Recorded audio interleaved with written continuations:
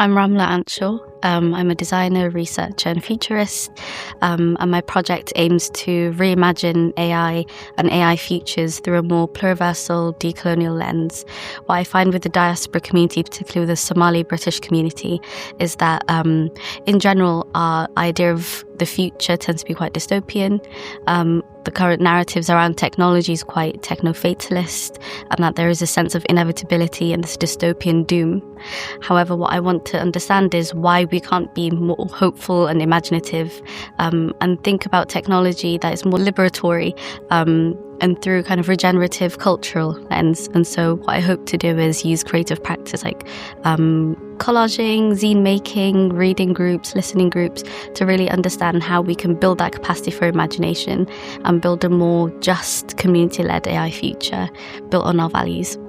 Being a Black Muslim community in the UK, a lot of the biases that come out of technology really harms our community first. And so by looking at how we can not only dismantle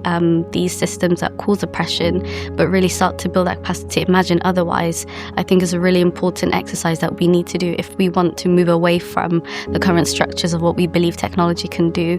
And the way I'd love to engage people is working with existing community groups that exist within the UK to start building that trust together and engage them and allow them to inform how this work looks like. And so it might be through community manifestos or things that people can take away that they can embed in their day-to-day life to really bring that imagination and that sense of hope to combat this sense of dread around what's happening in the world today. Whether we realise it or not, the movies that we watch, the stories that we tell when we speak to each other, the language and words that we use really does shape our imagination and our belief of what we think is possible. I mean, I'm a massive critique of a lot of the films that we see day to day because of the stories that they tell that, for example, there is an impending doom, and that limits your agency. So what I really want to do through this work is how do we really interrogate the stories that we hear, but tell new stories of hope, and through changing our mindset,